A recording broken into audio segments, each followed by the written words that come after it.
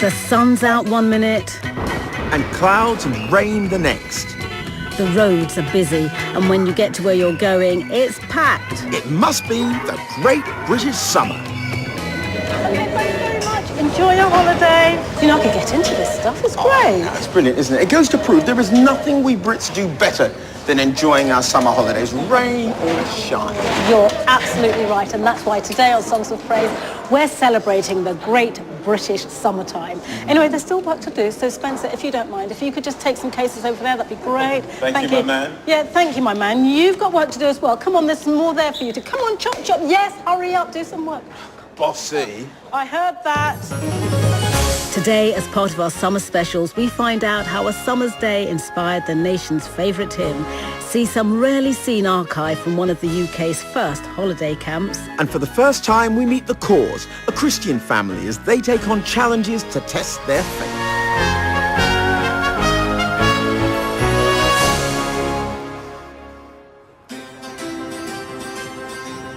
With yesterday being the longest day, we really are in the thick of the summer months. And for many of us, our thoughts excitedly jump ahead to packing our suitcases and heading off on our summer holidays. Holiday actually means holy day, so it seems absolutely appropriate that we reflect on its true meaning today with our very first hymn, Summer Suns Are Glowing.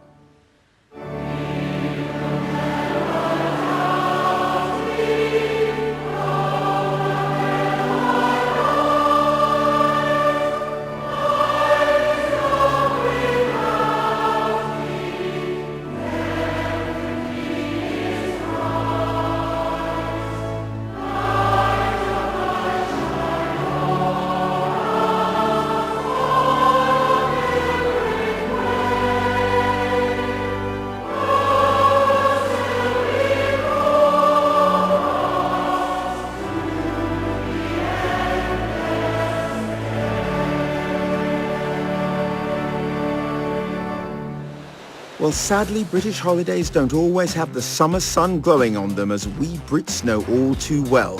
But come rain or shine, we know how to enjoy our precious time away from the humdrum of daily life. Results like this one are a familiar feature on the British holiday landscape. But back in the 1930s, the idea of a self-contained holiday camp where people could have fun, regardless of the weather, was revolutionary. And it was all down to one man, Sir Billy Butlin. Having spent much of his youth travelling the world, Billy came to the UK with a desire to be a showman. First building a hoopla stall, he moved on to buying the rights to Dodgem cars, and the rest, as they say, is history. Welcome to Butlin's Bognor Regis. Over there. To find out more, I've come to meet the resorts archivist, Roger Billington. How did the holiday camp start, and where did he get the idea? He got the idea when he was visiting one of his amusement parks at Barry Island in South Wales. He stayed in a B&B. He realised that they didn't give you a key to the door. So when you'd had your breakfast, you were chucked out. And he thought, wait a minute, these poor people, it could be throwing it down with rain, and they couldn't get back in until evening meal. And he thought, what if I built a holiday camp and give everybody a key so they can come and go at the please? It was the first package holiday, really. It soon became a success, but what many people didn't know was the role the church played in Billy's life. When he opened Skeggy, he hadn't twigged about the church. He thought of everything. The amusement parks, the chalets, the fun fairs, everything. But the church. The church. And he was approached by his customers and said, do you run a chapel? And he said, he hadn't. So he got a guy in. Did you know that there's a resident padre at every camp and a special church set aside for the use of campers? The gentleman's name was Canon Pugh. That's the senior chaplain for Butlins. And he was also the Queen's chaplain as well. So he picked very wisely there. The padre is a friend of every camper and is ready at all times to give advice and comfort wherever it may be needed. And from there, Billy built chapels on all his camps, and the camp chaplain, as they were known then, became an integral part of the resort's life. We used to introduce them on a Saturday night. So we had the Gaiety Theatre on a Saturday night where we'd put the show on. And we used to do this Who's Who. And it was, and here we have the general manager, here we have the entertainments manager. And if you want to know about what the weather's going to be this week, we have the Padre whatever. Yeah. And they used to play, he's got the whole world in his hands. And they were getting really into the swing of it. Wow. So by the sound of it, the chaplains, I mean, they were an integral part of the life. They weren't just there for Sundays. Oh, no. I mean, they used to get involved with judging competitions, Holiday Princess, Glamorous Grandmothers, Noblinese, you name it. And they were loved. They entered into the spirit of it. Lovely people. Yeah, they would have made good red coats.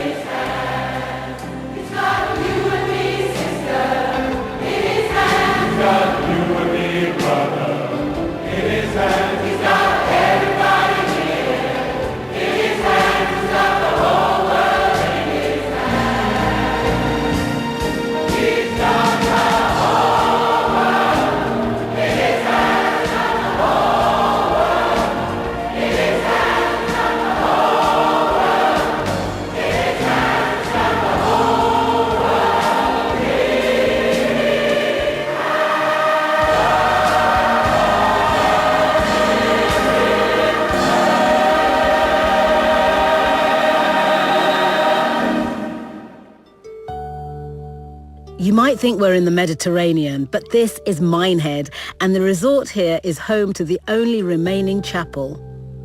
I think what you have to imagine, it's Sunday morning, it's perhaps Easter morning, it's perhaps 8 o'clock, and the centre is waking up. And then people are coming in, so many indeed that they can't get in, and these chairs have to be taken out so that everybody is standing. For 22 years, Tony was part of the chaplaincy team across the famous holiday resorts. He was responsible for the pastoral and faith needs of guests and staff. I was a priest who, when I was ordained, elected not to be a parish priest, to be a worker priest. So I've always been interested in opportunities where people can express their faith and can work out their faith or talk about their faith in the real world.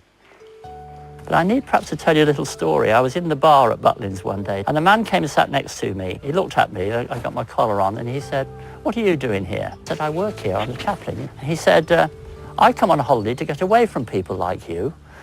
And I said, "Oh." And he didn't stop talking for 3/4 of an hour. And he said, "I've never spoken to a vicar before." I said, "Well, you've got one in your own town." "Oh, I wouldn't do that," he said.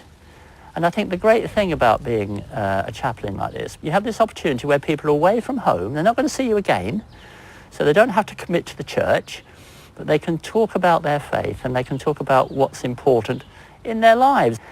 And for me, the greatest moment on a Saturday morning, the people would get out of their cars and you'd see the children skipping across the grass and down the paths to the registration in their excitement to start the week, and as they looked round and saw all that was going on.